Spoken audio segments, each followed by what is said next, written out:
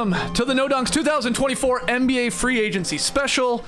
It's just after 5:30 p.m. Eastern here on Sunday night, June 30th, 2024. I'm J.E. Skeets here in the Classic Factory, and alongside me, as always, Tass Mellis. Podcast listeners, this is for you. Next to him, it's the bearded one, my top shot hot boy, Trey Kirby. Heyo. Heyo. Making the magic happen. A brand new intro, super producer JD. Hello. There he is. And our guy Esh is also in the factory, helping us keep track of everything. What's up, Esh? How y'all doing? We're great.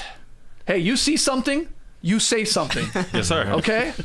It's like a unattended bag in an airport. You see something, Yes. say something. Yes. Yeah, Ash will be helping us out here as we build up to the 6 o'clock Eastern launch of NBA free agency. That's when teams can begin negotiating at 6 p.m. Eastern tonight. They haven't spoken yet. No. There's been Not a plenty of news here in the lead up. LeBron intends to opt out of his $51.4 million player option for next season, though he's expected to return to LA on a new deal. The Warriors are preparing to lose Klay Thompson. We'll get into that. But let's start with Paul George. Paul George, a hot name today. He has opted out of the final year of his contract with the Clippers, and he will become an unrestricted free agent. He plans to set up meetings with the Philadelphia 76ers, the Orlando Magic, and the Clippers tonight, and I guess tomorrow. Maybe a little Monday meeting. Who's getting the Monday meeting? Who's sloppy seconds or thirds even? I mean, okay, so we've heard some reports that perhaps Paul George is going to be inking a deal with the Philadelphia 76ers. So maybe the Clippers is the last one to let him down. Say goodbye one last time. Yeah, maybe. I'll see you on the East Coast. My family can move there. Yeah, we did have Bleacher Report's Chris Haynes tweeting about an hour ago that there's growing optimism the 76ers will land Paul George in free agency. You like the fit, Tass? If that does happen and Paul George does leave LA, you like him in Philly? It sure feels like Paul George is leaving. Do I have inside information? Oh, no. No, I do not. But Nice. After Kawhi Leonard got that extension in January, nothing has happened for Paul George, who was his, his co-pilot there. It was supposed to be a 1-2. He didn't get one. So it sure feels like, especially, this is the fun time to just be skeptical of everything. Yeah. On his podcast recently, he gave lots of love to Paolo Banchero. Lots of it. Okay. And so he will be meeting with Philly for sure. Yep. And in Orlando, and I guess he'll be meeting with Steve Ballmer. I mean, I guess. I don't know. Maybe they'll talk about toilets in the new Intuit Dome. Who knows? But he's not going. He's not Sorry, going back. I never got a chance to flush one. Hey, you don't think he's going back because of the hang-up on this 4th year, right? Yeah. They offered Kawhi the extension for 3 years. Seems like they were sort of presenting Paul George a similar sort of framework, but he's like, I want that 4th year. Give me that 4th year, which he can sign with another team with cap space like Philadelphia, a 4-year, $212 million contract. That could happen at 6 o'clock here. Yeah, Definitely could. Right? Yeah, that's what it's about. It's about the dollar bills. I think so with Paul George. At 34, he's going to get 4 years from somebody, and it sure feels like Philly right now. But it feels like if you look back at the Indy days, the OKC days, and now the Clipper days, he's basically told all 3 teams at some point, I'm retiring here. Yes, he has. Absolutely, he has. During this time when you're just refreshing everything on Twitter, I saw these quotes. When he was in Indy, my goal is to win one here. I never want to leave Indy. Okay. He demanded a trade a couple months later.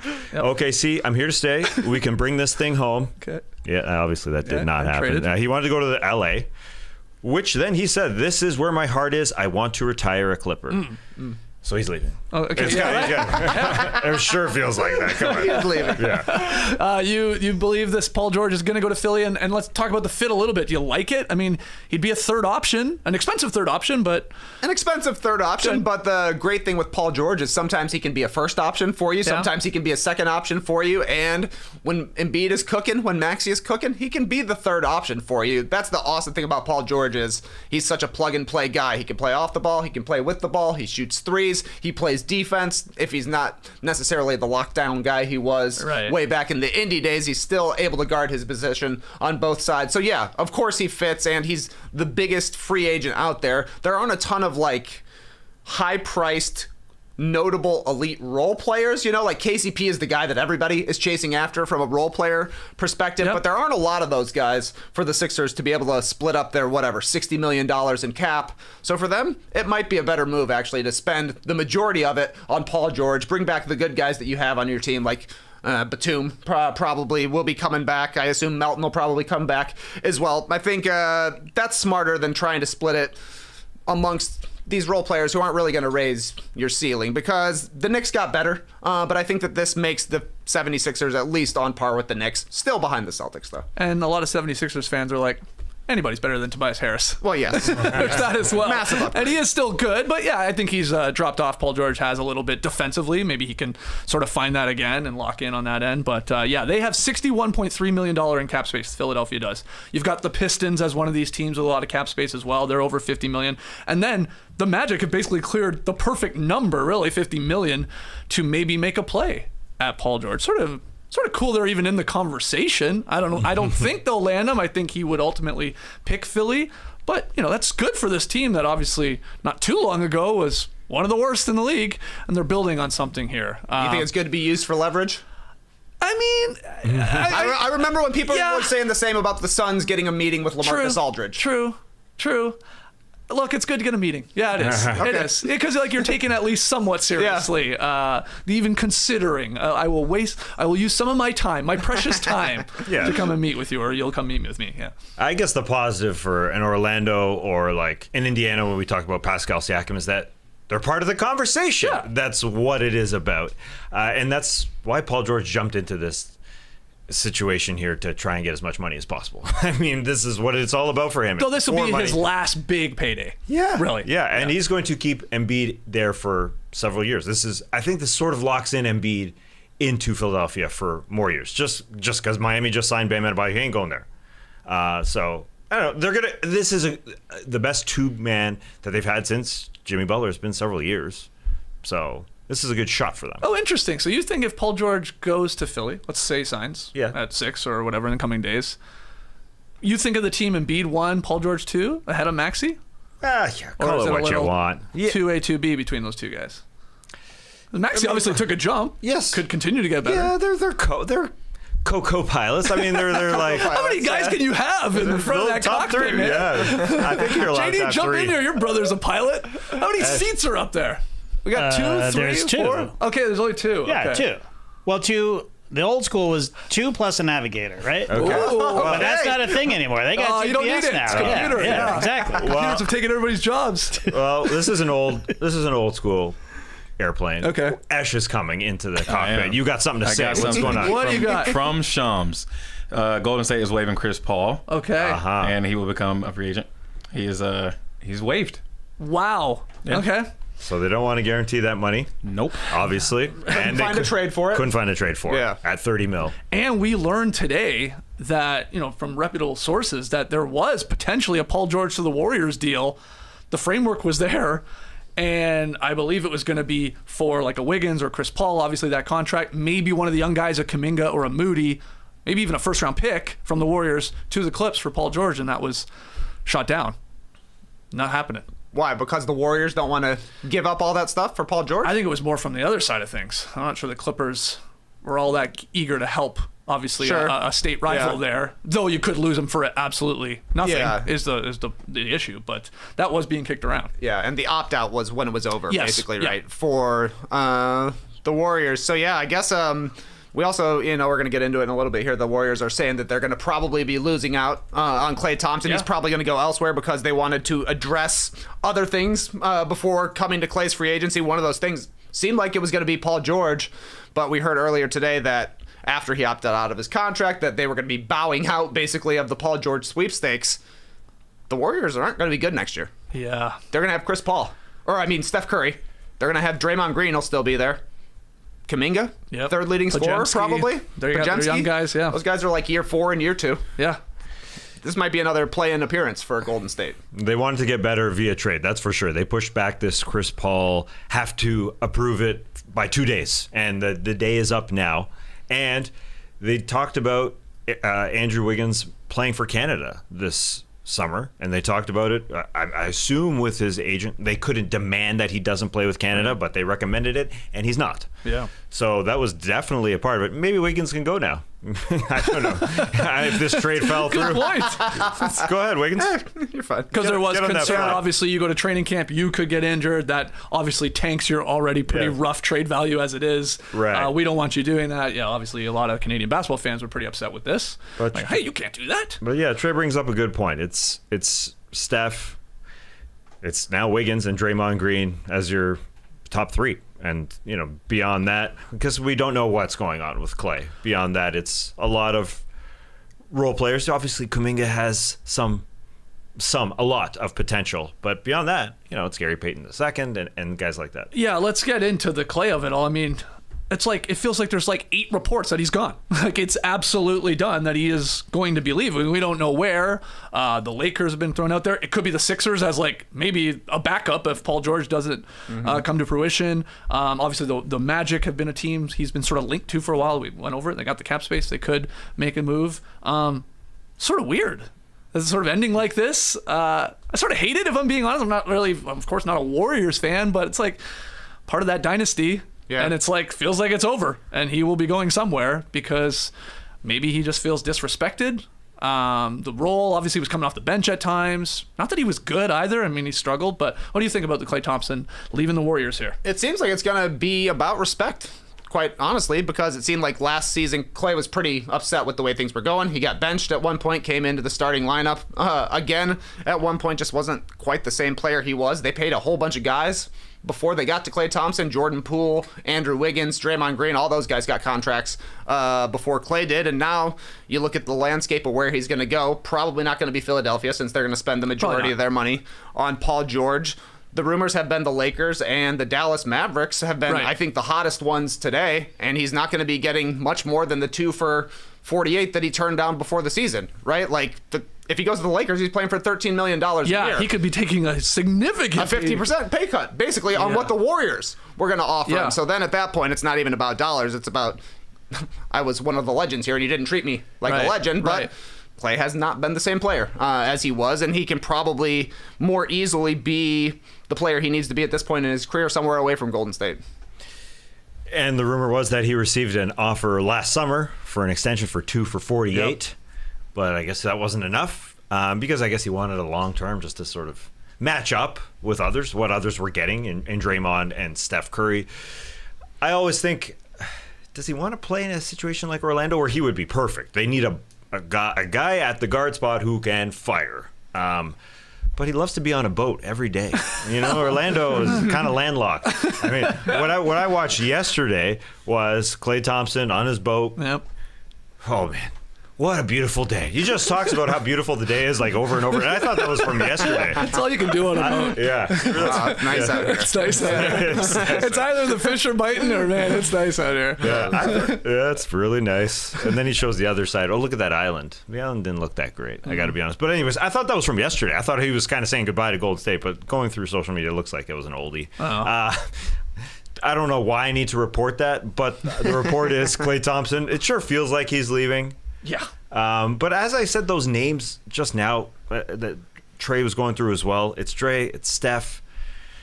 There's not a lot of talent unless they go get somebody else. And so that's the scary part for the Warriors. Zach LaVine, baby! Yeah. Zach LaVine. That's being kicked around quite a bit, like something the Warriors could try and do, at least to maybe get him. I mean, it's like, if you still believe this is Steph and he's still in his prime and you have a chance if you have him, but you need talent around him, it's like, it starts to get down. Okay, well, you can't get Paul George, or that's not happening. So who's left? I mean, it's like Brandon Ingram, maybe. Probably have to send out a bunch of draft capital to do that. So you mortgage your future. Zach LaVine, you might get a pick back for Zach LaVine, but obviously, his contract and how he would fit. I think Zach LaVine would actually make more sense if they had to pick between those two guys, just how they currently are constructed. But yeah, it's weird. Klay. It's just going to be weird. I'm serious. That's going to be a weird jersey swap to me. Him in a Lakers uniform, him in a Magic uniform, a Mavericks uniform. That would be strange. Well, the second best guy often plays for a different team at the end of a dynasty. Yeah. Tony Parker did. Tim Duncan didn't. Yeah. Michael Jordan never played for a different team besides the Bulls, but how many teams did Scottie Pippen play for? But it really is like a bad look. It's all about money. It's literally all about money. The Warriors are kind of cheaping out on pay and play, and they are cheaping out on using their future picks and all these young guys they've traded because they want to protect their future going forward. Yeah. But look at a team like the Lakers. They don't care. The Bucks have no future right now. So the Warriors have basically, they tried the 2 timelines thing. It obviously didn't work. Bob Myers decided to quit because it didn't work, and now Mike Dunleavy is kind of having to clean up the mess, and the mess is breaking up the dynasty. Yeah, and how do they get back anywhere? It's tough. I feel like Klay is gonna like take a significant pay decrease and go play for the Lakers. You know, obviously family ties a little bit there. You know, there's a role for him, and that'd be weird that like, hey man, we offered you way more money than this, but you are you felt disrespected, I guess, and want an opportunity and prove us wrong and stuff like that. If I had to pick right now, I do think he's going to end up in a Lakers uniform, which will be weird, but pretty fun when Klay catches fire against the Warriors in some game that we'll be watching on TNT, I'm sure. Playing game. Well, yeah, eventually that, yes, for sure. These teams will be battling. Anything else there on Klay? Do you have a preference where you'd like to see him go? Dallas, Orlando, LA, some other team? Yeah, but part of me is, hey, just play it out with Golden State. Although part of me is Orlando. They just needed somebody in the postseason to really hit shots. I mean, really, and be comfortable taking them and have everything lined up for that guy. And yes, I know in the play-in game, he was 0 for 10, and everybody ridicules him for being that. But he'll have that sort of same feeling that he had when the good days were in Golden State, where you're relied on with Orlando. He just wants to be loved, man. Yeah, he wants to be loved. Yeah. It's sort of like, well, I mean, different circumstances, but like when Ray Allen left Boston for Miami, and there was like, well, it was like, felt like there was like, they were mad at him. Exactly, yeah. And then they were mad at him for a decade. Yeah, I know. They still might be mad at him. So I don't know. There's something there. And I think Warriors fans are probably conflicted a little bit. Obviously, he's a legend. You don't win a lot of these titles without him. You're not even in half of them without him. And so there's that, but then it's like, well, come on, man. You're gonna, especially if it goes to like the Lakers or something like that, or even the Mavericks. It's like a team that's like really good, or should be good. That'd be tough. I'd be conflicted if I was a Warriors fan. I'd like to see him on OKC or Dallas, I think. But at that point, he's got to be willing to come off the bench, and that's going to be a question. Yeah. And it's very similar to Ray Allen, I think, leaving the Celtics, because when he went to Miami, he just became like our clutch 3-point shooter, our guy who's waiting in the corner. He wasn't a high usage guy like he had been for the Celtics and the Bucks and Sonics prior to that in his career. So he had to take a step back, and that's what Klay Thompson is going to have to do. But couldn't you see him hitting a monster shot in Game 6 for OKC? Yeah. I'd rather have him play for a competitive team like the Mavericks Mavs, or Thunder. the Thunder rather than the Lakers or the Magic. Okay. Hey, let's respect that Magic. 5th place last year. They will have a better record than the Lakers, I think. Well, let's talk about the Lakers unless Sure. you got anything else about Klay, because we're getting, I don't know, we're about 7 minutes away from the official start of free agency. If you're joining us live on YouTube, hit the like button, subscribe. Podcast listeners, 5-star ratings and review. Lakers sort of been busy here. Like I said, LeBron has opted out, so he's eyeing a new deal with them. The Lakers came to an agreement, 4-year, $32 million deal with Max Christie. So he is going to stay. That final year includes a player option. D'Angelo Russell says he intends to opt in. He's staying with the Lakers. Jackson Hayes exercised his $2.4 million player option. He'll return to the Lakers. And Cam Reddish exercised his $2.5 million player option to return to the Lakers. All these re-signings bring the Lakers roster to 15 players, assuming they keep LeBron. So, you know, they got like their roster. They would need to consolidate guys in a trade to open up additional roster spots. But anyway, I will add that LeBron reports say, hey, you know, I'm not signing yet. Go get me some help, be it Klay Thompson, Jonas Valanciunas. There was one more name I'm forgetting. There was like a third guy that was like a possibility. But point is, LeBron's saying, hey, I'll maybe take James Harden. James Harden is who it was, That's it. but Shams reporting that James Harden signing a 2-year, $70 million contract to return to the Clippers. Okay. Shout out to Mike Silverman, Troy Payne, and Brandon Greer of Equity Sports for that. Oh, Jesus. Yeah, shout out to those guys. My least favorite thing about free agency. We get the information from one of the newsbreakers, and then we got to show love to all the agents. Mike, Troy, and Brandon. Thank you, sir. Come on down. I was surprised to see Jonas Valanciunas included in that list of players, but the Lakers clearly need a center next to Anthony Davis, and Valanciunas is kind of like the perfect guy. He can play 30 minutes a night of center, and then in the fourth quarter, Anthony Davis can play center to close out the games. I can see that working there, but I find it hard to believe that LeBron is taking a pay cut for Jonas Valanciunas. Right. Or what about Klay? Yeah, maybe. Yeah. Okay. No offense, but I find it hard to believe Jonas is pay cut worthy. I think a lot of people probably roll their eyes at LeBron even considering taking a pay cut. Right. That's generally not what he's done. I guess he did it once way back in the Heat days. The first year in Miami. Yeah. It was a different time, and it wasn't much of a discount, right? It was literally, it wasn't much. It wasn't much. In 2010, the money was a lot different. Right. But I would think that this would be the year that LeBron would do something similar to that. Just because, I mean, these are your last couple of years. Why not benefit your team that you're going to play with to go get somebody else? But I agree. You scratch my back, I scratch yours. Yeah. You drafted my damn son. Yeah, all part of the That's deal. pretty cool. Thanks. I'll take a little bit of a pay cut if you want to try and help the team here and go get one of these sort of at least marquees, maybe a stretch, but one of the more notable free agents that we could possibly bring in. I'm with you. Yeah, and that feels like it was part of the deal. Although now that they have signed with 15 guys until LeBron is signed. Yeah. It would just be doing it to sign somebody, as we just mentioned, as a free agent. Although DeRozan sign and trade. Yeah, a sign and trade. I think that is a possibility. The DD coming to the Lakers. Yeah, there's speculation. We're going deep here. John Hollinger reported that if he decides to take 15 off, the Lakers could trade Rui, Christian Wood, Shafino, Gabe Vincent, and a 2029 first for Jeremy Grant. Huh? Jeremy Grant it's an interesting situation what they got in Portland going on, because they traded Malcolm Brogdon, and it looked like they're trying to kind of get younger, but they still have DeAndre Ayton. So it feels like that is also a possibility, and it also would be a fit as a guy who balls hard, and it would be a third option. So it feels like something's happening with the Lakers. That's all. We don't know at this point what's happening, but sure it does feel like.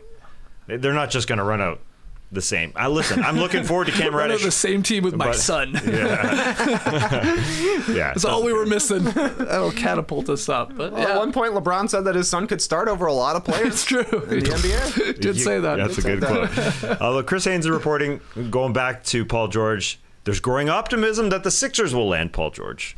Growing optimism. This is the time for these words, for these fun words. Growing optimism. What, he tweeted that again? That was like an old one. That was an hour ago, man. Yeah, that's a... Oh, you're right. 3:59. It looked like. I guess I'm getting the Eastern time on Twitter, so I guess it was 2 hours ago. Fix the timing on your computer. I thought he was Mountain Time. Yeah. Anyway, doesn't matter. We had some. I'll say 4 for 32 for Max Christie is too much. It's a lot. That is a lot. Have you seen him play? Yeah. Not Like often. literally, have you seen him he play? played like it's rare. 900. Did he play 1,000 minutes? I don't think so. He's a 3-and-D man. He's played 1,456 minutes in his career In his so far. career, but he's played 2 years. 2 seasons. Yeah. Wow. It is a lot, even though $8 million is not a lot in the NBA for a second-round pick, and for what he's done, it is. Well, you need some of these contracts to trade. That's why maybe it's a plan. Maybe so. And I do think D'Angelo Russell is still in the mix to be traded. And I saw in like Jovan Buha's article, it feels to me like the Lakers are kind of laying the groundwork of saying, hey, we might not be able to make a big move this summer. We just might not be able to do it. Yeah. Wait till the trade deadline. And that's exactly what they did at the trade deadline last year. All right. This Lakers team, if they're really trying to win a title, actually has to do stuff. Because it's not just going to work with LeBron and AD. The rest of the players around him aren't as good. Right. Other reported signings here as we tick to basically 6 o'clock, the official start of free agency. I'll just rip through these because these all happened over the last 24 hours or so. Obi Toppin, 4 years, $60 million contract to stay with the Pacers. Patrick Williams intends to sign a 5-year, $90 million deal to return to the Bulls. Rashawn Holmes declining his $12.8 million player option in order to sign a new 2-year, about $26 million deal with the Wizards. Only $250,000 of that, $13.3 million, is guaranteed for the 25-26 season. Royce O'Neal intends to sign a 4-year, $44 million deal to return to the Suns. Wow. Bol, he's going to return to the Suns on a 1-year deal, and Alex Len intends to sign a 1-year, $3.3 million deal to return to the Kings. And then there's a lot of other declinings and pickups and stuff like that, but I'll leave it there for a second. I wanted to get your thoughts on Patrick Williams. 5 years, 90. Looks like a lot, baby. It looks like a lot. Now, what's crazy at where we're at with cap space and stuff like that, it's going to be 12% of your team's cap space as it moves on. But still, this is a guy that's been injured, hasn't proven a whole lot. What do you think? The Bulls signing him to 5 for 90. As long as he doesn't get knocked out of the air by Mitchell Robinson, he has been fairly healthy. But Patrick Williams, is not what you're expecting from a 4th overall draft pick. Scotty Barnes is maybe something you could be expecting. What was his contract? Like $250 million? Yeah. From the Raptors, drafted a year after in the number 4 spot. The Bulls are getting their guy for $90 million, and they're getting about that much production as well, comparatively. Yeah. Patrick Williams is like a fine starting wing. He makes wide open threes. He doesn't take any other shots. He can guard his guy one-on-one. Maybe he can make a play every now and then, but he's super young, and the Bulls have seen a lot of players go somewhere else and turn into somebody good. Yeah. Like Lowry Markkanen, most notably, but I'm even like, they had Luke Cornett. That guy could hardly even get on the floor for the Bulls. Suddenly he's playing in the finals for the Celtics. Speaking of Luke Cornett, he just signed a 1-year deal to the return to the Celtics. Oh, Celtics taking our care of first business. news. Oh, I was going to ask who was going to be the first official sort of signing Luke at 6 Cornett. o'clock. Is it Luke Wow. Cornett? Oh, yeah. Just Dab on it, baby. Dabber. Dab on the... Okay. 5 years is a long time for Patrick Williams, but It he's is. very, very young, and, you know, if he ever pops at all, that would be awesome for the Bulls, but it kind of feels to me like perhaps the Bulls are rebuilding here. According to the Chicago Sun-Times, it wouldn't be surprising if DeRozan is gone, if Levine is gone, and Vooch is gone by the start of opening night. Wow. We'll see. I mean, we've heard DeRozan this- is becoming, like, DeRozan and Levine are probably becoming a little bit more interesting for teams right now with Paul George going to Philadelphia. Klay Thompson isn't going to get paid a whole bunch of money. Like, they're running out of good guys who are available. And DeRozan, for all of his faults, Zach LaVine, for all of his faults, they still have been productive players in their career. So they're going to sucker somebody into taking. Well, and it's sort of like, it feels like we're going to be waiting on Paul George. Like, Yeah. it has to, like, a lot of these teams, those type of guys could be backup plans if you strike out on not getting Paul George to sign with your team or whatever, right? Like, Right. It's like, okay, now we got to pivot. We got all this cap space. We got to do something with it. So, yeah, it could be DeRozan or Levine as sort of backup plans. But we'll be waiting on Podcast P to make his decision. Yeah. Hopefully it doesn't take too long. Yeah, it feels like the Clippers know that Paul George isn't coming back by signing James Harden to that $270 million deal. And as Trey said, Paul George is by far the number one. And then you got guys jumping in like DeRozan, it sure feels like, and Zach LaVine. Bull situation is very interesting to sign Patrick Williams to 5 for 90. Him and Vooch, will make sort of in the ballpark of the same amount of money. So considering that they made that trade for Josh Giddey, it looks like, yes, they will be retooling. I don't know if they're going to be totally breaking it down.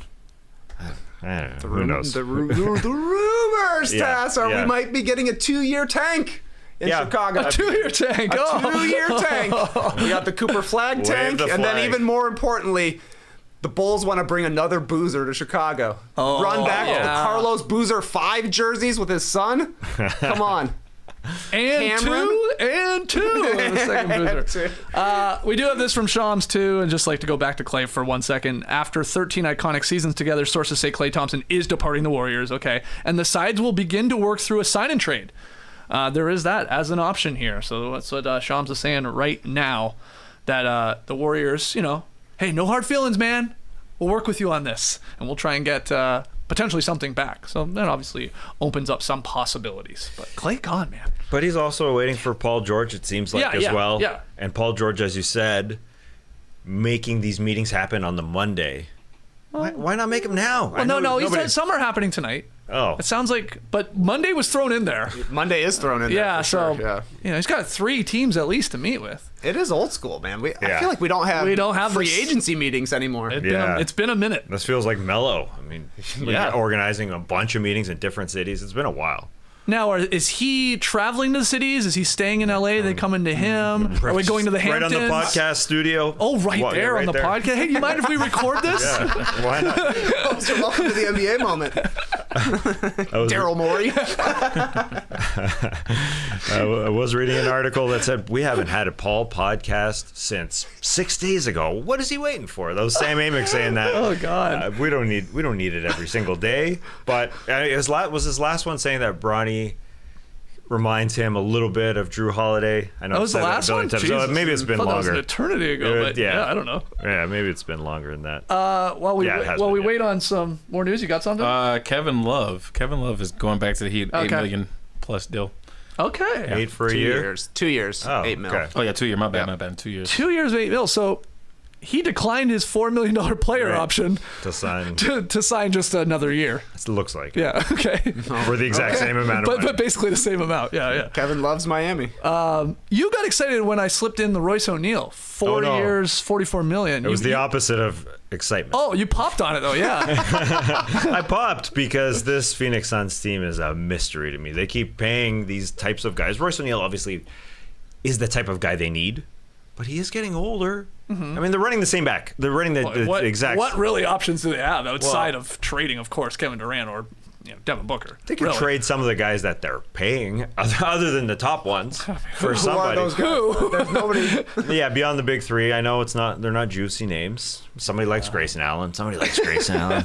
He was like their third best player. I would say last actually year. He was nobody damn good. likes Grayson Allen. Nobody likes him, but he he's can not bad. shoot. But he can shoot. You can shoot. They need a different mentality on the other end, because that wasn't happening this year, and that's why Royce O'Neal is there. That's for sure. They made their move. Their move was, hey, new coach.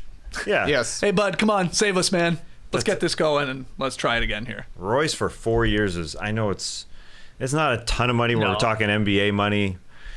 And Matt Ishbia, I assume, can afford it. They're going to be grabbing minimum guys, I assume. I guess it's official. I mean, it's Durant, Beal, Booker, Nurkic, Allen, Royce O'Neal, Nasir Little, David Roddy. Bull appears to be coming back, if I heard that correctly. Yeah, apparently. He is. And that's it. Shaq's pumped. That's it. So, Okay. Same They team. drafted Ryan Dunn, Yep. defense Yep. guy, Yep. and Oso Iguodaro, Oh, yeah. the Trace Jackson Davis of this draft. Some are saying. Oh, that's true. That is The only true. reason I can see why Royce O'Neal gets 4 years, $44 million, is so that they can trade it in the future. Yeah. Because he's not like a playoff rotation guy. He'll probably be replaced as a defensive guy by Ryan Dunn, I would imagine. But an $11 million contract is something that you can get something back for. At some point, yeah. But all these guys are going to play because they don't have a lot of guys. Yeah, exactly. Yeah, they'll play the regular season. I agree. What do you got here? I was going to say, you guys were talking about Klay trying to figure out what Paul George is going to do. I see that he's listed his teams that he wants to take meetings with, and is the Mavericks, the Lakers, the Clippers, and the 76ers. So maybe he is trying to see where Paul George is going. Maybe they can do a team up or something like that. Yeah. He listed those names? He listed those teams? Oh.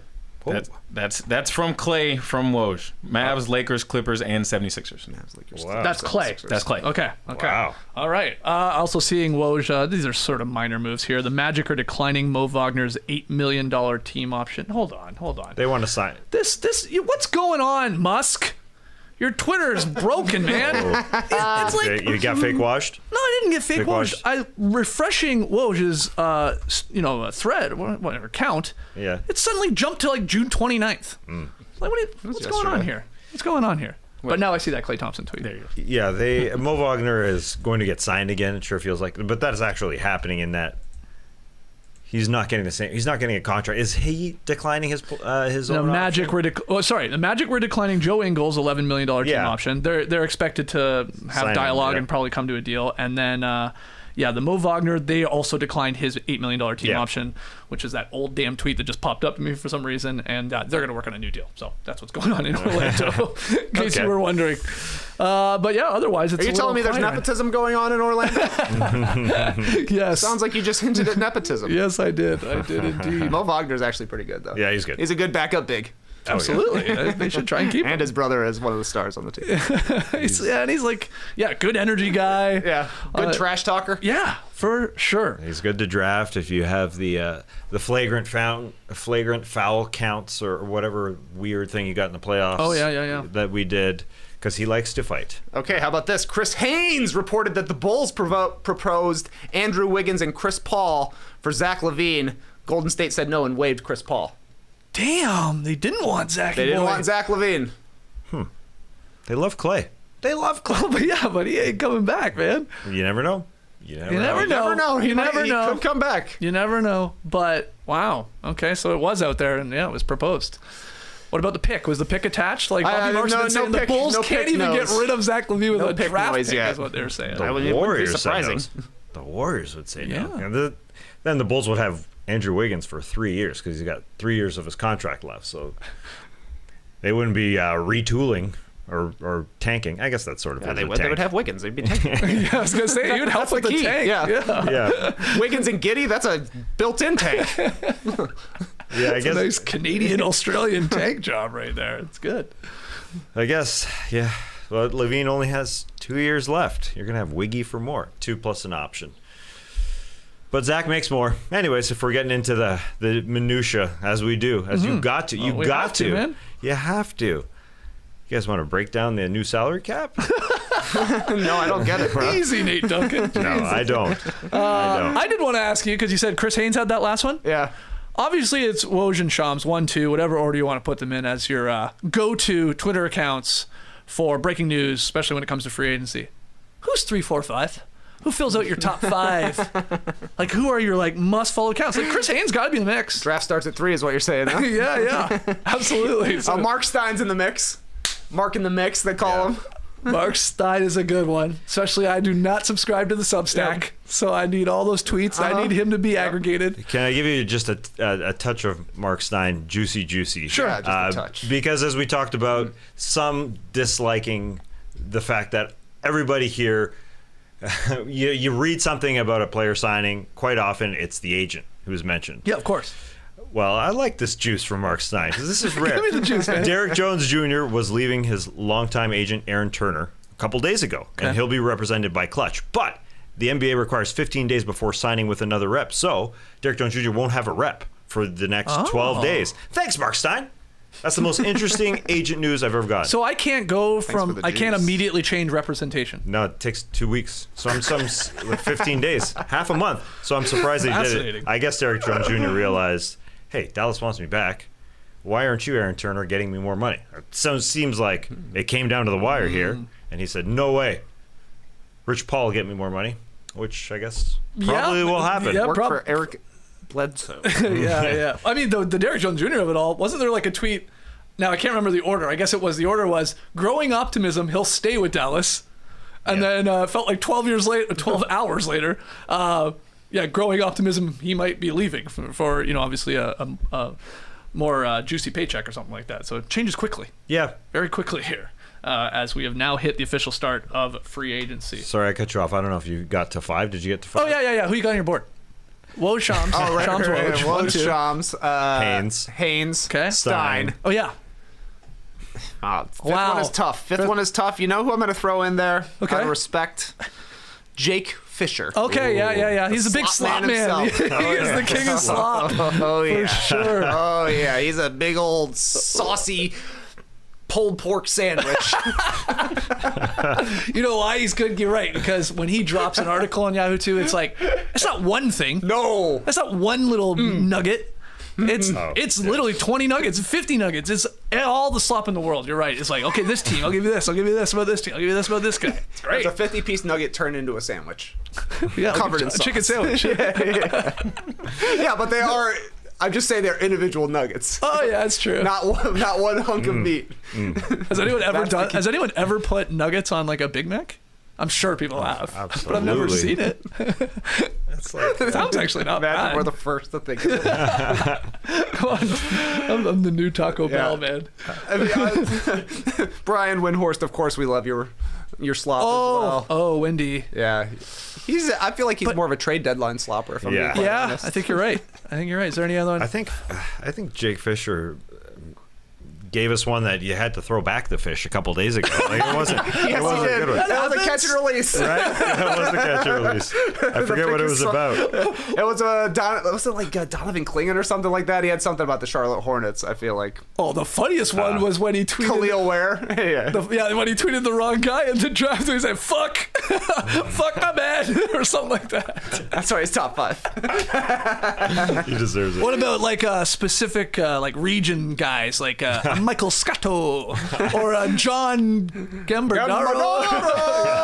He's locked in. Today is the day you gotta take a chance on the regional guys because they're locked in, especially for like smaller deals. Like for instance, here's Sean Cunningham. Who? I don't know, but he's got a blue check. That used to mean something. Heard of the name. Sources confirm Sacramento Kings are pursuing a trade for Brandon Ingram. I just saw Michael Scotto. Here we go. Michael Scotto actually said something very similar. As I reported today earlier on Hoopside. Oh, damn. Scotto was saying, hey. Cunningham. That was mine. He is a Sacramento guy, I think. Sean now that Cunningham. You say that name, I'm pretty sure he is. The Nets are looking to trade Ben Simmons, according to Mike Scotto. Oh, hey. Yeah. Oh, nice. Listen, I'm a Johnny Holly man. I've got him in a little chat. You have a personal chat going with John Hollinger right now? I did. A little chat? No, I did not want to. No wonder you wanted to talk about the salary cap. Yeah. He's just feeding you lines. No, I said it. I didn't want to say the computer program that we all use. I don't know why I don't want to say it. Slack. But, yeah, it's called Slack. But I did want to say this from John Hollinger because Hollinger did say... We're really peeling back the curtain tonight, aren't we? What a curtain. Because Hollinger did say, but I just wanted to correct what I read from John Hollinger. Sure. I just didn't follow through on the read. Because LeBron... According to this, he, as I said, he will be willing to take a $50 million cut. If he is, they could trade him for. They could trade Rui Hachimura, Christian Wood, Shafino, Gabe Vincent, and a 2029 pick for Jeremy Grant. But then they re-sign Max Christie at or near the minimum. But they've already signed Max Christie to 4 for $32. So maybe that idea for Jeremy Grant is Hold on, let me DM John here real quick. Can you clarify this? Listen, I don't need Twitter. I don't need Twitter. Fruit fly buzzing around this goddamn place. It's gone to every one of us. I killed one already live on the air. I played it cool. I didn't even make a big scene about it, but there's another one. There's a scene. Yeah, I got it. It landed on my computer. It just came at Ash. Oh my god. Is there anything else from Shams, Woj, Haynes, John Gambadoro, Michael Scotto? It's quiet. It's quiet right now. Quiet We're right gonna be now. waiting on Paul George. Yeah. That's the problem. This is great. Slack is great. I don't need Twitter. This is fantastic. It should show love to obviously a lot of the athletic guys too. Like you're getting your Rockets news from Kelly Iko. Yes. Bujas coming through with the Lakers. Like it goes on and on and on. We got Will Guillory with the Pelicans, stuff like that. You got to follow all these people. You got to stay on top of it. I had a good read of Will Guillory today. He was talking about the Dejounte Murray trade. Thought he made some good points. Okay, we're going to get to that. No dunks. Before we do, we got to take a break as well. But I want to ask you, we're obviously waiting on Paul George. We're waiting on some of the bigger names. Is there an underrated free agent that you think could be a difference maker or someone to watch as we move forward here, as we've started now the official free agency? A guy that I have mild interest in for the Chicago Bulls is Jalen Smith. Oh, Jalen Smith. Okay, that's a good one. You want to talk deep cuts? Yeah. Jalen Smith of the Indiana Pacers. He was the 10th overall pick in the 2020 draft. He had a better season playing for Indiana this year. He's decent last season as well. That's a pretty good situation for putting up numbers. You just run, you get open, and Tyrese Haliburton will find you. I think that's probably what happened. But he's still only 24 years old. Who knows? The Bulls need some athleticism. They need some big guys, so I would take a chance with him as a guy coming off the bench. Yep. That's a good one. Tyus Jones jumps out to me. Yep. Just to be that guy who brings up the ball in a playoff game. He could be what the Wolves were hoping they'd get from Monte Morris. Monte Morris also a free agent. People are talking about out there to jump around. We just mentioned Chris Paul leaving Golden State. Someone's going to sign him. I don't think he's retiring by any means. Someone's going to sign him to be their backup guard, number one, and two, just be in the locker room to help things out. What about Chris Paul to San Antonio? Just to be there? Think about that. They're always talking about needing a point guard and leadership. Obviously, they're a young team. Chris Paul being with Wemby, kind of pairing up there. Not like the point guard of the future or anything by any means, obviously. But if he wants to give up on winning, then he'd go there. Like winning a championship. He's not going to win. Yeah. But he's not going to win anyway. I don't think he's going anywhere and he's going to get a championship. He's cursed. I'm just happy you said it, man. He's cursed, but you could go to a good team. Like the Denver Nuggets apparently want Vasilija Micic from the Charlotte Hornets to be their backup guard because they just traded away Reggie Jackson. They want Micic, who's solid for OKC, and then traded to Charlotte. When he got an opportunity at the end of the season, he was putting up some stats, I remember. Yeah, so that's who they're looking at. I mean, Chris Paul could be their backup guard as well. They're going to need a guard if they lose Kentavious Caldwell-Pope here, which is a huge blow, obviously, to their chances to try and get back to a title. I do like the Tyus Jones. That was a good Rich Paul contract that he got Kentavious Caldwell-Pope. It seemed like a lot of money way back when. Yeah. After winning a championship with the Lakers, but he paid off. Tyus Jones, is a Wizards point guard, in case you didn't know. He had a career year, which is wild. 12, 7, and 3. Didn't drop in efficiency despite starting, because that was okay, maybe this guy is really just a perennial backup. And maybe he is moving forward, but For his efficiency to go up across the board, did you get the fruit fly? Nope. Oh, I know. It's No, right there. It's right there. I Right went there. for it, and then I came into your camera. There's a double range. fly. Double. There's two of them. No wonder they feel like they're everywhere. What's going on, JD? Yeah, You got giggles. fruit lying around? You got You apples? got fruit lying around. Bananas somewhere? Yes, I have a lot of fruit lying around. Okay. Have you met my family? They're slobs, Yeah, man. I know. We didn't get a report on your the wound on your face, JD. Oh, yeah. That's fresh. Where is it? Yeah. Oh, wow. Attacked by my own dog. No. Yeah, she was just messing Oh, around. She okay. was Bam. Boxers, man. They're called boxers for a reason. Yeah. Punch you in the face every once in a while. Jesus. All right. Aaron Gordon style. Oh, yeah. Remember that? Yeah. Yeah. Is that this year? That was Christmas. Right? Yeah. I like played Christmas night and then dog mode at nighttime. I heard he showed up dressed as Santa and Doug got spooked. Maybe that's why you always sort of look like protect Santa. Jimmy. Maybe dogs don't like Santa. Dogs hate It's Santa. possible. Anyway, Tyus Jones, I think, could be a Spurs fit as well. I mean, Spurs, if you yeah. do want just sort of like a guy that never turns the ball over, he has a 7.3 assist to turnover ratio, which is like the best by far for anyone that's played in a lot of games. And the Wizards, believe it or not, they were better when he was out there running the offense. That shouldn't be a surprise because, again, his field goal percentage went up, his three-point percentage went up, his effective field goal percentage, they all went up despite starting and playing more minutes. That's pretty impressive. So, yeah, I think the Magic possibility, maybe the Pelicans, depending on what they do, Spurs could be a fit. Other guys He's we playing talked with his brother because Trey Jones is there as well. Right. We talked about Derek Jones Jr. I mean, he's maybe an underrated free agent to watch. Chris Dunn, throw him in the mix there. Possibility. Drummond, some people, if you need like the big to sop up some minutes. And Haywood Highsmith, who I thought I saw a rumor before we went live. Mm-hmm. Maybe the Jazz were showing interest in him. I can't remember. Or maybe the Thunder. I can't remember.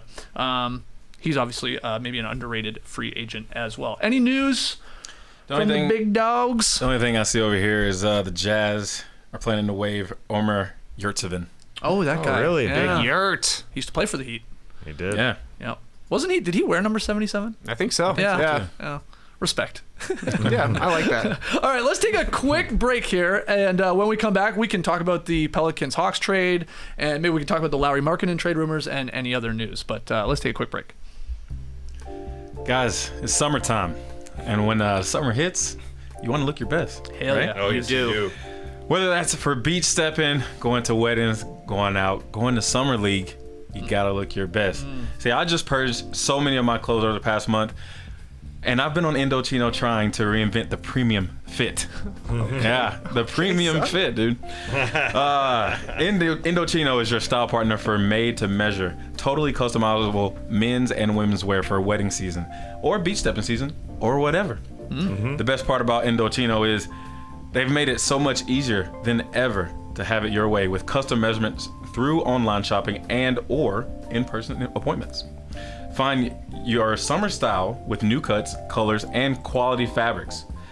Every suit is made to your exact measurements and you can customize every single detail down to the button. Customize your summer style with Indochino.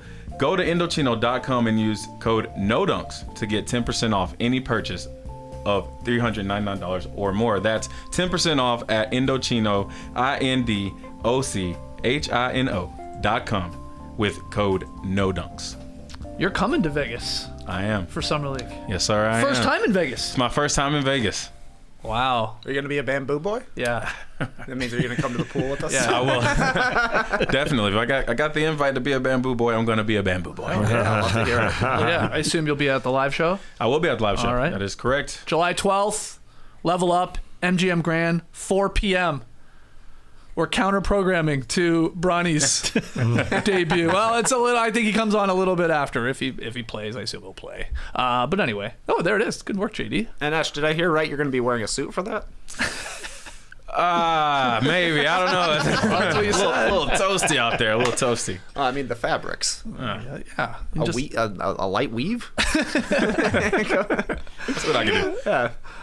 Let's talk a little bit about the trade that happened on Friday night. You guys did an emergency podcast. The Pelicans added Dejounte Murray to their backcourt through a trade with the Hawks there. The Pels sent Larry Nance Jr., Dyson Daniels, E.J. Liddell, plus 2 first-round picks, a 25 selection by way of the Lakers, and a 27 selection, which is the least favorable from either Milwaukee or New Orleans, own 2 ATL for the Mustard Man, Dejounte Murray.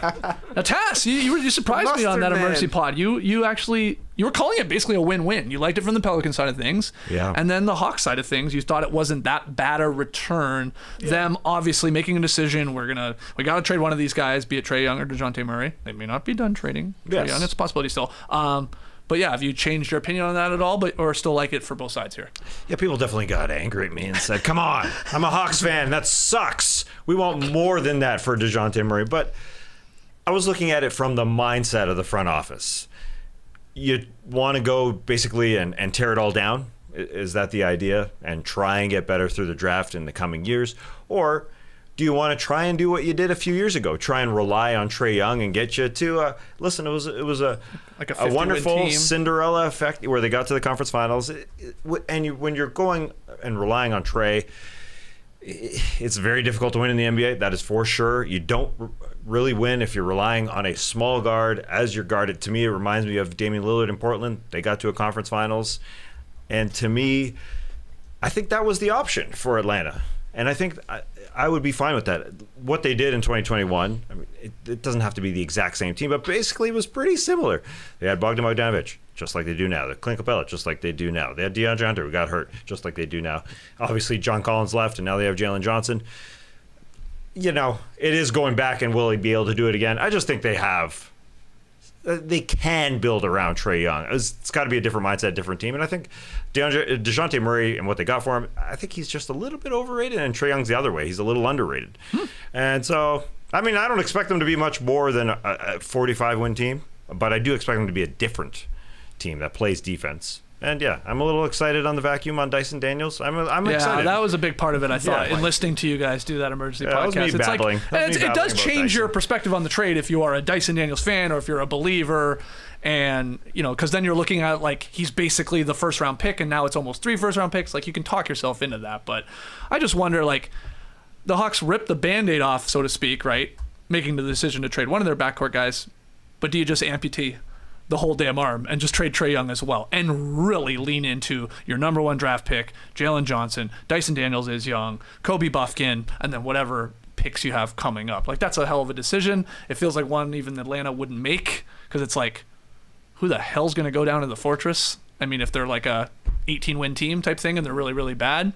But maybe it's the right decision. Dyson Daniels fans, maybe. Tass will be there with his Daniels jersey. Yeah. He can, listen, they didn't have a great defense for the last few years, and when you have Trae Young as your guy, you need those types of guys. Yeah. But it is scary. It is scary going forward with DeAndre Hunter as your number 3, who is always injured. Clint Capella, who's getting older. It is scary. I get it. You say they're a different team, but then you also list all the guys from 2021. They're all still there. They're going to be 4 years older by the time the playoffs roll around. They're not a different team. That's the problem. They're going to be the exact same team. It's not going to be too bad. It's not going to be too good. And Jalen Johnson's okay. Jalen Johnson. Sure. Look, you're banking on Jalen Johnson for John Collins is the big change, one, really. Yeah. But I don't know. I think, considering the Hawks let it get to this point with Dejounte Murray, this was the best they could do, getting a couple of decent first-round picks that hopefully convey and hopefully are like in the teens. I guess they could get really lucky if the Lakers one hits. Right. But the thing with Trae, I agree. At this point, it makes the most sense to completely start over and rebuild, but the only trade they can make is with the Spurs, because the Spurs had their draft pick in 25, 26, and 27. So they need that trade. Literally, that's the only trade they could make to have it make sense. Otherwise, there's no point in being the worst team in the league, because then another team just gets your top 5 draft pick. Yeah, and the Spurs could get there with seasons. Yeah, the Spurs could get there with, I think, like Devontae Graham's contract, Zach Collins' contract, Trey Jones' contract. Like, you could get to Young's, what he make, like 43, 44 million. So you could get there. Obviously, you'd be giving all the picks back and stuff like that, and that's why the Hawks would do it. It just then gets into, like, do the Spurs want Trae Young? Is that a guy you want as your point guard with Wembanyama? You see some people say, yeah, of course. Oh, my God. Especially the names I just gave you. It's like, that? Yeah, they would only be trading picks, really. Totally. I mean, those are just literally just contracts to make it work. But Trae Young, to me, doesn't feel like a San Antonio Spurs player. Yeah. I think Greg Popovich cut him from Team USA World Cup in 2019 for Derek White, oddly enough, back in the day. So I don't necessarily see that as a fit culture-wise for Trae Young. What do you think, Ash, about the Pelicans-Hawks trade? You're here in Atlanta. You go down to the Fortress once upon a time. Well, everybody's always talking about we had to do something to break up those two. One of those guys had to leave. We've been talking about it all this past season, thinking Dejounte was going to go to the Lakers or maybe Trae Young to the Lakers or the Spurs. And now, with Dejounte being gone, it's like, okay, we picked a direction. Like Tass was saying, we've got Trae Young to be our point guard. We have to make other moves, though. Like, we can't run back the same team. We've got Risache. Don't know what he's going to be like coming in. DeAndre Hunter, I feel like, has to be gone. We have to have somebody in that spot to be a lot more consistent than DeAndre Hunter. And, Johnson, he's okay. Clint Capella, I'm sure, is going to be gone probably either in the summer here or by the trade deadline, I'm sure, with Okongwu. So, I don't know. We picked a direction. We don't have to argue whose team is it now, because you would hear rumblings from the Atlanta fans all the time. Which one is it? So we got Trae. Let's move forward with it. Let's get off his back. Maybe we can do something. Yeah, it's funny with DeAndre Hunter because he puts up numbers and he does well, and then he misses a lot of time. He just continues to miss time year after year. I mean, back in that 21 playoffs, they were starting Solomon Hill for a while at the small forward spot. What was happening? And then Cam Reddish came on. He looked awesome for a while. He was guarding really, really well in that Bucks series, guarding Chris Middleton. But yes, so the young guys have to really it's up to Jalen Johnson, I think, to really move this thing forward. And it seems like Trae and the way that they handshake on the floor every single time, they're really buds. Okay. I don't know how much Jalen Johnson evolves. Because what John Collins had back then they had an attitude. That was a different team. And just Quinn Snyder, though, is what he did with Donovan Mitchell in Utah is it seems like something that he could do with Trae Young. Depends on the guys around him, but I just don't know if you just tear it down and just check it out. Like, what do you guys think from the New Orleans side? I love it. I think they got him for very little. They can't score in the fourth quarters. Dejounte Murray's clutch. Like, at times he was better than Trae Young. A lot of times this year for the Hawks. So I think he'll help in that department. You'd like to see him get a little more locked in defensively, because that was a big part of it. We were like, oh yeah, what a perfect guard to put alongside Trae Young. This guy's really good defensively. He wasn't. No. I mean, he wasn't as good as he was at least in the Spurs system. Now, is that a system thing? Is that because he wasn't asked to do as much offensively? Who knows? But you'd like to see him try and get back to a little bit more on that end of the floor. But he won't also have to be the best defender for the Pelicans. That's Herb Jones, if he's there. So I really like the fit in New Orleans. Gonna wait to sort of see what they do with Brandon Ingram. And what that I think they got to trade Ingram. I don't see how they. I don't think they're a fit at all. I think Murray and Ingram, same player, but one is 4 inches taller. Yeah. So I think he's got to go, and I think they got to figure out what they do with C.J. McCollum as well, because he's a guy. He did a pretty solid job playing off the ball, and that's the big thing, is that the Pelicans are actually getting a point guard. Dejounte Murray will handle the ball quite a bit. I don't know if that means that Zion doesn't have the ball quite as often, but you should have contingency plans as well. So I think they need to trade Brandon Ingram for a center, because they had none on the roster except for a 19-year-old. So yeah, Brook Lopez maybe makes sense there. Yeah. Maybe Jared Allen, I know, is somebody that the Pelicans would like to have as well. So if either the Bucks or the Cavs want to pay this giant extension to Brandon Ingram, there could be a trade there. Right. Mm-hmm. We have something here from Shams. It's about a center in free agency. With cap space teams, Orlando focused on wing free agents and Utah focused on current roster decisions, and the Knicks working to unhard cap. Sources say the Thunder are in Eugene, Oregon, set to meet with Isaiah Hartenstein. They are meeting with iHeart. I thought this would be maybe one that was literally 601 hits, and it was Thunder sign Isaiah Hartenstein to 4 years, 120 million or whatever the heck.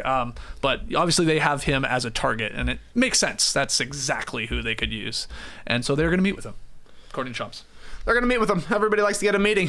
Always take the meeting. Paul George could easily just decide where he wants to go, but it's fun to be wooed. Isaiah Hartenstein, he knows the deal that's coming from the Knicks. What was it, 4 years, 78 is the max they could offer him. We'll see what the Thunder can do, but obviously they can beat the Knicks offer if they want to, so it'll be dollars or comfort, because the Knicks gave him a bigger role. He was awesome as a starter. He will still be getting a raise from the Knicks, just he could be getting a bigger raise from a team like the Thunder. Yeah, after all that the Knicks have done with Mikal Bridges, signing OG, it feels like Hardenstein may go, depending on how much he can get from somewhere else. Or maybe he's just having a meeting. But that would fit so well.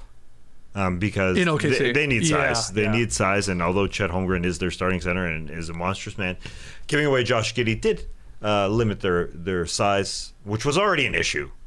But Hardenstein, he could be the backup 5 and then finish games. I mean, because what they're really in need of is another, like a guy who could finish. And it could be Caruso. Obviously, that's no problem. But instead of Dort, you could have a Hardenstein-Chet combo. Yeah, it'd be nice to have the option to go big. You got lots. Yeah. You got lots. Because Chet, despite being obviously huge, I mean, he's a different player than Isaiah Hartenstein. And that's fine. But, man, I think he'd be awesome in OKC. I'm, confident this one is going to happen. They're going to just, come in with a pretty damn good deal for him. I'm drawing a blank. Who recently got 4 for $100 million? Nick Claxton. Thank you. Yeah. So, okay. I mean, I know he's younger and all that. Probably not even by that much. Isaiah Hartenstein's a weird guy. He's he feels way older, but he's not. But anyway, so that's sort of, okay, there's sort of setting your market, a little bit. So that's something obviously OKC could do. You want to get some of the other news while we wait on Paul George? Yeah, we're just waiting on Paul. I mean, we got to make a decision how long we're going to go here. We'll give it another 20, 30 minutes maybe. But we do have some other news. Let's just go to it. And, interrupt me, Esh, if anything comes across. I'll just say before you go, the only thing I've seen is Batum is not returning to the 76ers, so he is free agent. Okay. I saw that too. And I had already, forgotten about him. But yeah, I mean, he was good for the Sixers. I shouldn't let him go. He hit big shots. Yeah. I guess he's getting more money from elsewhere. They're waiting to sign Paul George to a max, and maybe can't give Batum more than the minimum. But like you said, Paul George was talking up Batum and Covington when he was obviously with the Clippers. Yeah, he was saying yeah, man, once those guys left, me and Kawhi had to do the dirty work. I don't want to do dirty work. Yeah, man, well, you do get paid a lot of money. Maybe do a little bit of it. But anyway, the big news today was the Detroit Pistons are finalizing a deal with former Cavs coach J.B. Bickerstaff to be their next head coach just a week after firing Monty Williams. So I guess Kenny Atkinson, Cavs coach, J.B. Bickerstaff moving from Cleveland. He is going to be Detroit's head coach. Your thoughts? Where does James Beret go? I don't know, man. This guy was the leader here for a while, and then Trajan Langdon took over the job. And now suddenly it's J.B. Bickerstaff going from the Cavs to the Pistons? Kind of weird to me. Yeah, it is a little weird. Yeah. The Pistons love to hire a guy that's been fired. Yeah. Did it with Dwayne Casey, Monty Williams, now Bickerstaff. It wasn't. This sort of came out of nowhere. Absolutely. That was well, okay. JB's getting. I think it's a 4 or 5 year deal. I think the Athletic was saying 4 years. I think Woj said 5 years. So it's not short by any means. That's sort of, I think, now just a going rate for most of these coaches, especially someone that's been coaching for a while and coached a lot of teams. But what do you think of this move from Langdon? Yeah, the Borrego side is interesting. I wonder how much they actually really wanted him. I saw within a Slack account that I'm a member of that James Edwards did mention that the fact that he has been withdrawn is a little bit too much because they weren't really looking for him is the whole implication. And JB, I guess, as you said, they do like a guy who was fired. Now, he did turn the Cavs around big time. His first full season was a 22-50, and then they won 44 games. Then they acquired Donovan Mitchell. They won the 51 games, and then and then he gets fired, and the hit piece came out right away. Yeah, that the veterans, at least in the Cavs locker room, were butting heads with him, and I think actually this will be a good team for him because I remember that report was they thought the veterans in the Cavs locker room thought Bickerstaff was treating them like a young team, and then, they had to learn and stuff like that, and not like a team maybe ready to contend and a little more ahead of schedule. So Bickerstaff is now with a young team. So maybe this is a better fit for him. I don't think he's a terrible coach by any means. No, he turned around a Cavs team when they were a young team. Right. But he may get fired in a few years because he's an NBA head coach. He will get fired in a couple years. Set the line at 2.5. I guess 2.5 seasons you can set it at. Yeah, under. But if he gets him to a play-in tournament position, that's a hell of an achievement. Well, the bar could not possibly be lower. How many games did they win? 14? This is year 6 of the rebuild for Detroit. Yeah. Coach 3. I am with you though. It's uninspiring. It's a safe pick, right? But Trajan Langdon comes in here as the franchise's new president of basketball operations. He basically sort of revamps the front office. That was good. See you later, Troy Weaver. And then fires the head coach, and then obviously gets his new head coach here. They need to, this has been a long time of them being bad. They need to start seeing some development with their young guys, and hopefully Bickerstaff can help them get there. There's some hot rumors about Kentavious Caldwell-Pope going back to Detroit where he used to play. But why would he want to go back there? I mean, get the paycheck. The paycheck, I guess. That sounds like a leverage leak to me. Yep, possible. They've got cap space. I could go sign there. You better pay me a little bit more. In other news, you sort of slipped it in earlier. Canadian Olympic basketball team GM Rowan Barrett said Friday that Golden State is blocking Andrew Wiggins from competing in Paris, while the Warriors countered it was a mutual decision between the team and Andrew. Wiggins was among the 20 players who received invitations to camp to determine the Olympic team. A lot of Canadian basketball fans upset with this task. Not happy with Steve Kerr, not happy with the Warriors. Basically, right before the start of training camp. That was sort of the weird part. That it was like suddenly like, no, you can't go. And you're not playing for them. What was your takeaway? Obviously a little disappointment, but at the same time, the team that played last year without him was fantastic. They were so good. Yeah. And so, yes, it would be nice to get peak Wiggins. But they could use some size and some wing. Yeah. Lou Dort, it's going to be a lot to be asked about for him to produce and fire away from three-point land. Hopefully he hits them. But they have, that's where they're lacking is wings and bigger and the actual big man. The center spot going up against, if we're talking big, we're talking about going up against the USA, the Kelly Olynyk, Dwight Powell. Zach Edey. No Zach Edey. He's at his I just saw that. Yeah, so that's disappointing. That's for sure. But we don't know what Wiggins we're going to get anyway. Because Wiggins was not good this season. Right. We know that. That's fairly clear. Yeah. I mean, the part I hate about this is they're pretending it was the reason as a medical decision, but it's just like, no, we're just trying to trade him. So, like, you're lying because Barrett said this is not an Andrew decision. This was a team decision. This was not mutual. Mm-hmm. And the weird part to me a little bit is like, maybe this gets Andrew Wiggins going a little bit. Like it could work out for the Warriors if he continues to stay there under the contract. I know you're trying to trade him. You do risk him getting injured, but like, I don't know, maybe unlocks something and sort of gets his mojo back a little bit by making the team and playing in Paris and stuff like that. But it's just unfortunate because they could use him. He would have made the team. He's an NBA player. Despite all his faults, he's still really good and he would have had a role at least. But yeah, they won't have him. Steve Kerr's just afraid. We might see Andrew Wiggins' revenge game against me, I guess, over in Paris. So sort of sucks. And they'll still try and trade him. But the Zach Edey thing, that's a bummer too. You have any thoughts on Team Canada? No, I think this is good for Wiggins. Good for Wiggins to not play? Yes. Why so? If it goes poorly, he would be blamed? the scapegoat for showing up for the first time, messing with the chemistry, not producing. It could have gone poorly for him. Yeah, I think better off without Wiggins, to be quite honest, for both sides.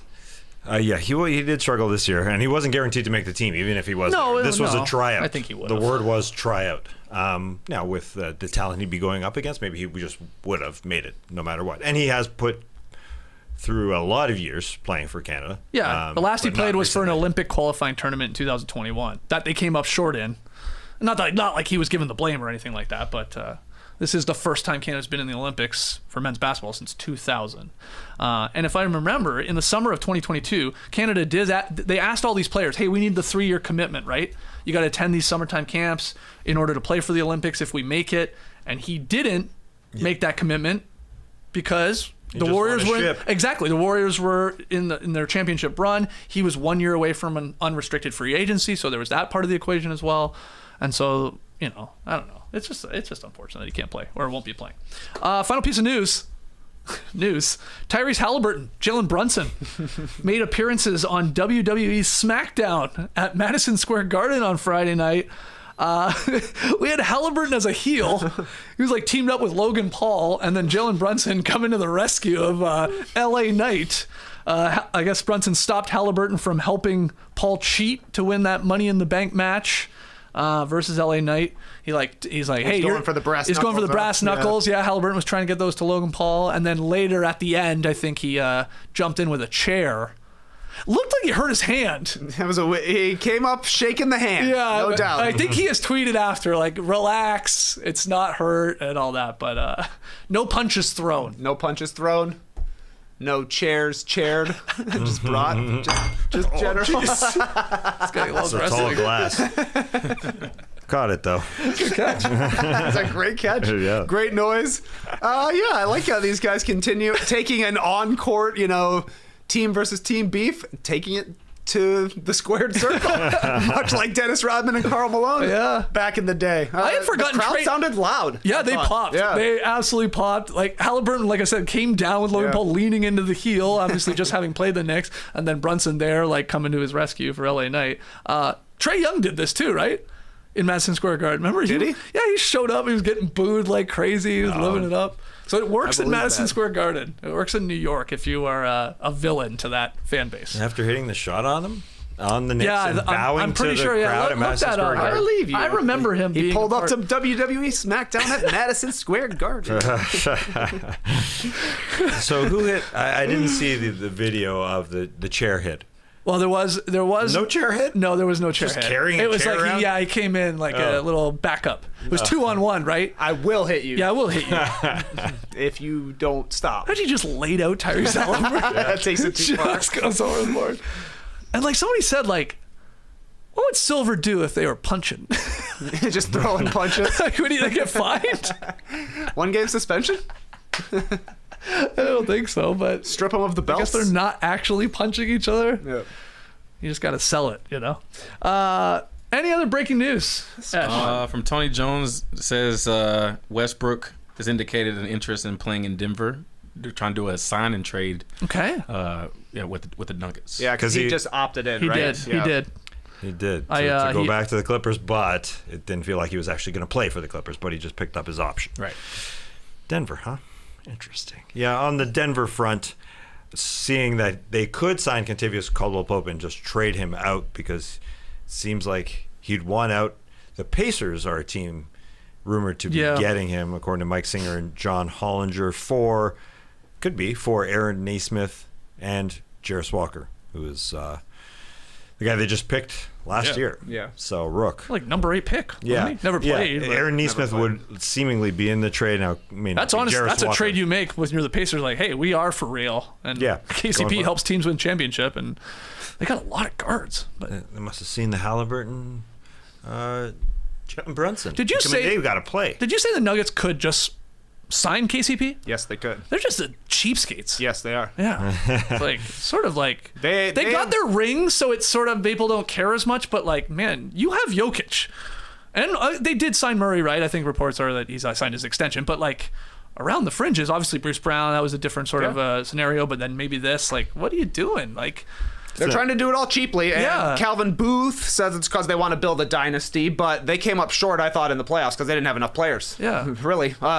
So, yeah, they've got the 3 big deals in Jokic, Murray, and then Michael Porter Jr. is the big thing, is that guy's getting paid. He's somewhere between 185 and 215, I think was his deal, and he hasn't been worth that, but it's like when he came eligible for it, they had to pay him, and he did help him win a championship, though he was brutal in the finals, but...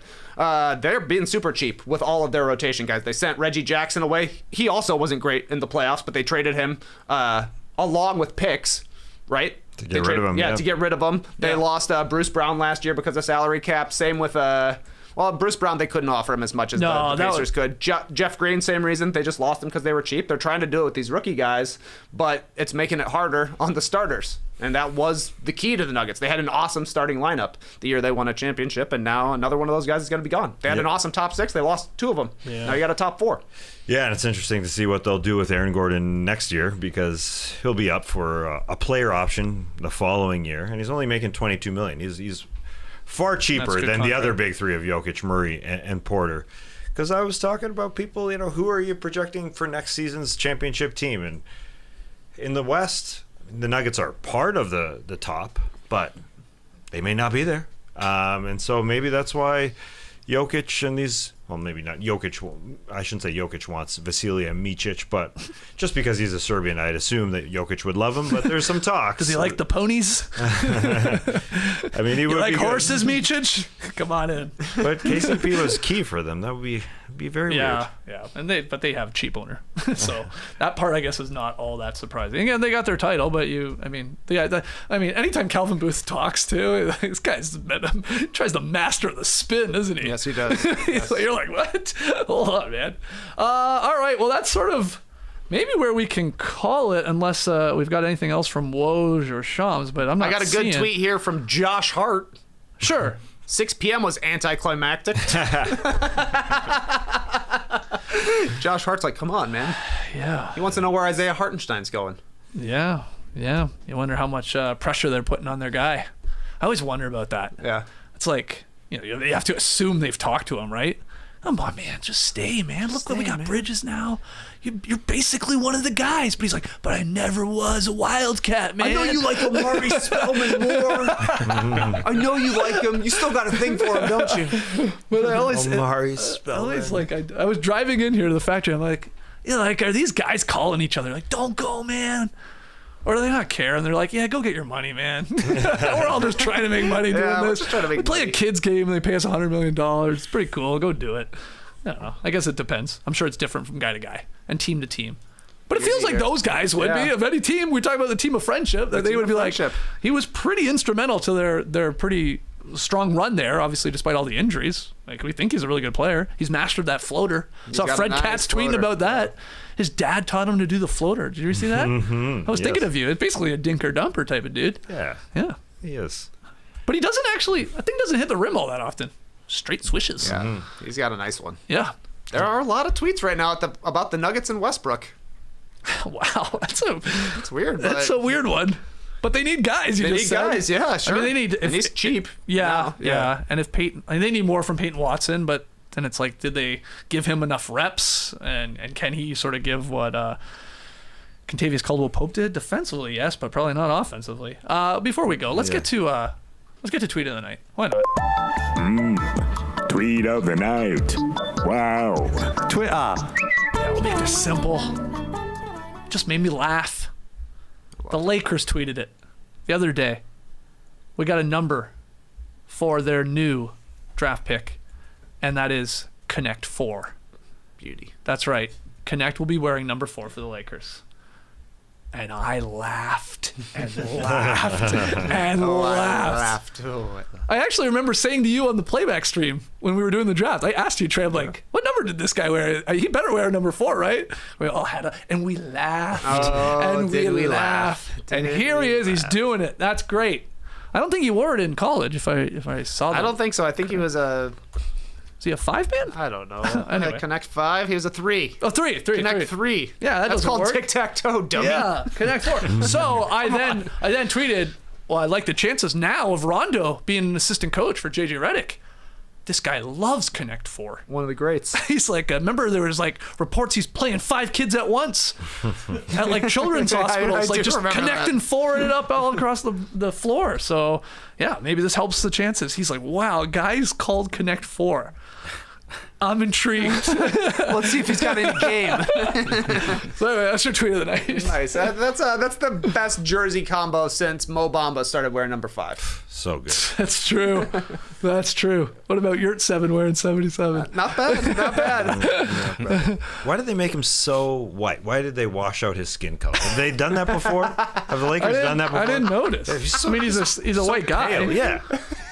I mean, are they just highlighting the fact that he's super white? I see what you mean. Yeah, you think he's extra white in that? Yeah, well, there's no color other than the jersey. I guess they're highlighting the jersey. Yeah, they want the jersey to pop, I man. see what you're saying. Yeah, I mean, his pigment is gone. Dalton Knecht. Dalton. What a name. Is he the first Dalton in the NBA? Probably. Ooh. Not Ross. Rayford Dalton? Nope. Bob, John, and Ralph. We played. Yeah? Ralph Dalton. Ralph Dalton. All right. So as we go here, Dalton. About 90 minutes. He never made the league, though. Oh, man. He's a Georgetown boy. This obviously is a holiday week here. I mean, it's July 1st tomorrow. That's Canada Day. So happy Canada Day to all of our Canadians out there. And then we got July 4th later in the week. Figuring out the schedule here. We'll probably do some emergency podcasts if they call for it. Not sure if we'll be back tomorrow to sort of do a recap here because dick calls happen, really. I mean, We just want to know what Paul's doing. we're waiting on Paul. What are you doing, Paul? Well, he could break the news himself. Wow, he's But he waiting can't. to record a podcast. Could do it Pat Bev style, but he's waiting to record. He can't get the studio space right now. He's made his decision. He just can't get the studio space. Tanasi's booked it ahead of me, man. What am I supposed to do? Jesus. How many live ad reads do we have in this one? Have we booked Indochino yet? So we're waiting on Paul. Anyway, point is we'll have some podcasts later this week, so make sure you hit the like button. Make sure you subscribe. Thanks everyone for joining us live. Did some big numbers here tonight. And podcast listeners, do us a favor. Leave us a 5-star rating and review. As we go, though, I want to hear a prediction when it comes to Paul George or Klay Thompson or like a potential big trade with Ingram or maybe the Lakers. Give me one. What do you think here? I think we will see a Zach LaVine trade before Independence Day. Okay. Welcome to Earth. Okay. You got a big free agency sort of prediction? Yeah, I think Daryl Morey and the Philadelphia 76ers, they want Paul George real bad. And I think it's going to win. Okay. I think they're going to do it. Ash, you got something for me? I think Klay Thompson and Paul George are going to team up in Philadelphia. Whoa. Juicy. I disagree with that. I think Klay Thompson is going to be in a Lakers uniform. That's what he wants us to think. That's possible. That's possible. But we'll be back to report on it all once we actually know the details of what's going on. Thanks again for joining us. Until we see you next time, Clipper Bros. You heard it here first. Have a great time. Turn up. Love you guys. Awesome. Thanks for joining us. And remember, there's hot rumors that Russell Westbrook will be playing for the Denver Nuggets as their backup guard. They must think back to that time Russell Westbrook had 50, 16, and 10 in Denver. Oh, yeah. Remember that He monster? loves the thin air. Yeah. He's faster in the thin air. Got good sight lines there. Yeah, he just can see through everything. I don't know why I'm saying that. But anyways, he had a great game there when he won that MVP. That's probably why they're getting him. All right. Maybe. Embrace the night, people.